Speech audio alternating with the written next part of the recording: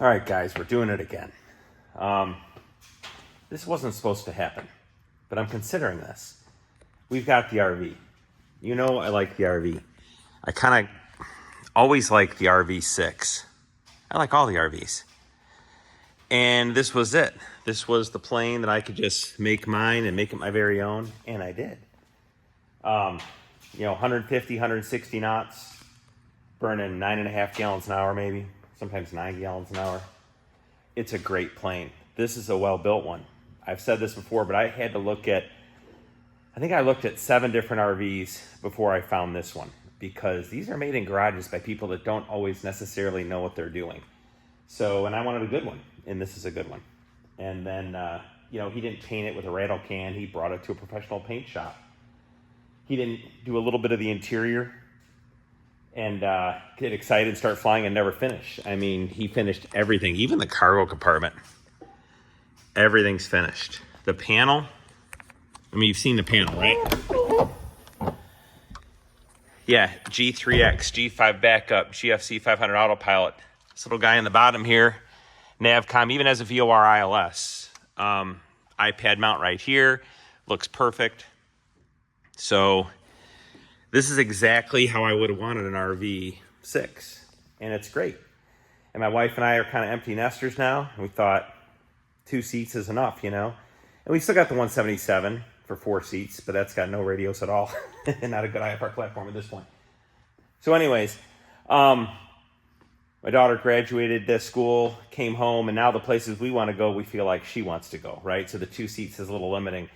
And as you know, we had the Cirrus for a while, and loved the Cirrus. Got rid of the Cirrus in COVID, thinking, sky's falling, better get rid of the expensive toys because, everyone's going to have no money and no jobs. I misjudged that. The airplane we had was an 05 SR-20 GTS.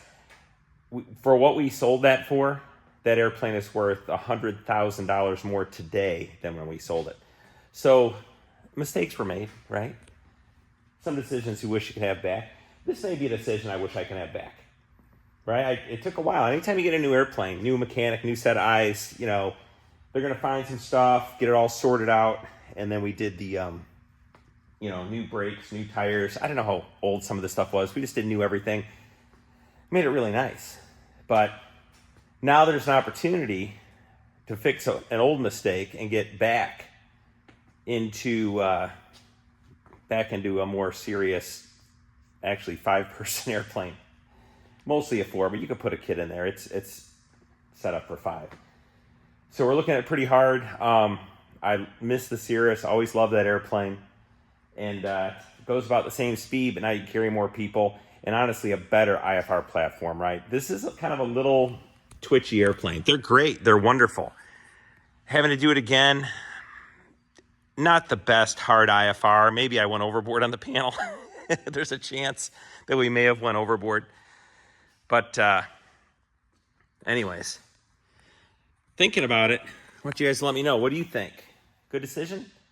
Honestly, my fleet optimization plan is what they call it. Fleet optimization plan. I still kind of want an RV. So down the road, maybe get into the Cirrus and maybe get another RV, but just keep it VFR. But as you know, it's hard to find them. You could find lots of RVs. It's hard to find a good one. So thinking maybe an RV4, something different, some with a tail wheel, man up a little. So that's what we're looking at. Let me know what you think. Is this a good idea? Is this another terrible mistake that I'll be crying about in 6 months? Like I fixed up this RV, I found a good one, put the ultimate panel in it, and then just walked away again. But that's what this channel's about, buying and selling airplanes, I guess. I didn't mean it to be about that, but it's kind of turning into that a little bit. So anyways, let me show you the Cirrus and help me make this decision. All right, you ready for this? Let's check this out. What do we have here? This is a newer one. This is a 2016 G6. Look at that wing. Gorgeous. Up here, so what do we have in this one? We've got Much better doors than mine had.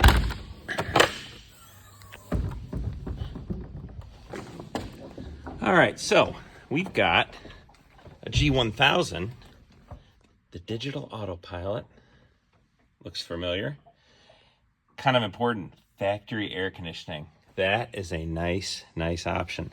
Very nice airplane, very clean. There actually is, there's some child seats back here, but there is room for 3 in the back. And you may laugh, but I've had 5 people on this airplane. It can be done. 2 of them are kids. I don't think you put 5 adults in here. So anyways, this is it. Little bit of an upgrade. Like I said, back to the Cirrus and just the new airplane. You know, my RV's great. It's a 1993 build. This is a 2016. The G6, the wing is different. It's much higher in the front. They jacked it up. Too many Cirrus pilots land and hit the prop. And instead of just expecting people to be good pilots, the solution was to jack the airplane up higher off the ground. So when Cirrus pilots come in at 90 knots too fast and try and put it down and they porpoise, they don't hit the prop. So if you come in at the right speed, you're not going to have that problem.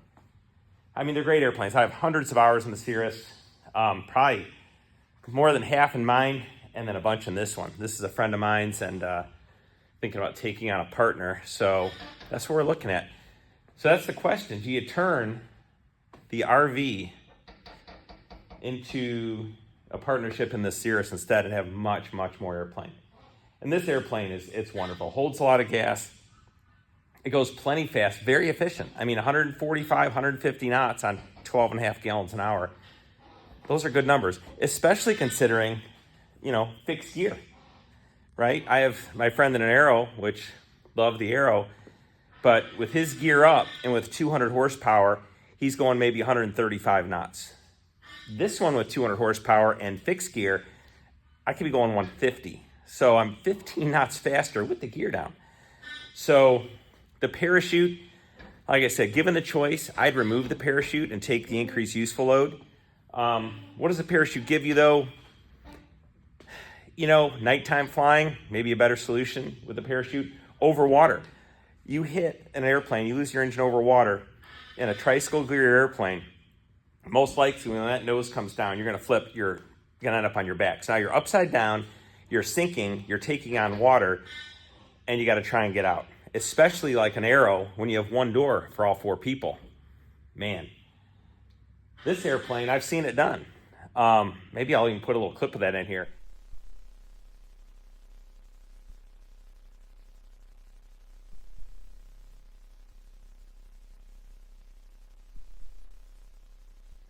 Over water in this one, you pull the parachute, you come straight down, you got a little time to casually open the doors, walk out on the wing, inflate your raft, whatever you have to do. So the parachute does have its uses. I never really feel like I have to have one, but it might open me up to some flying that I wouldn't do otherwise. Even flying at night in a single engine, I'd try and glide it in. If I can't glide it in, I'd rather come down on a parachute straight down and take my chances than run into stuff at 100 miles an hour, right?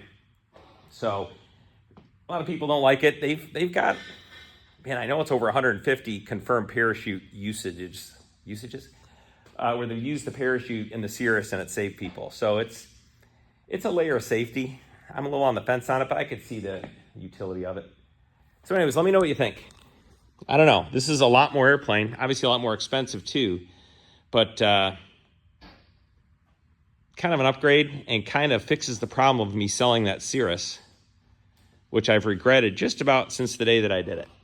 So again, I wasn't planning on selling the RV. That RV was kind of supposed to be forever.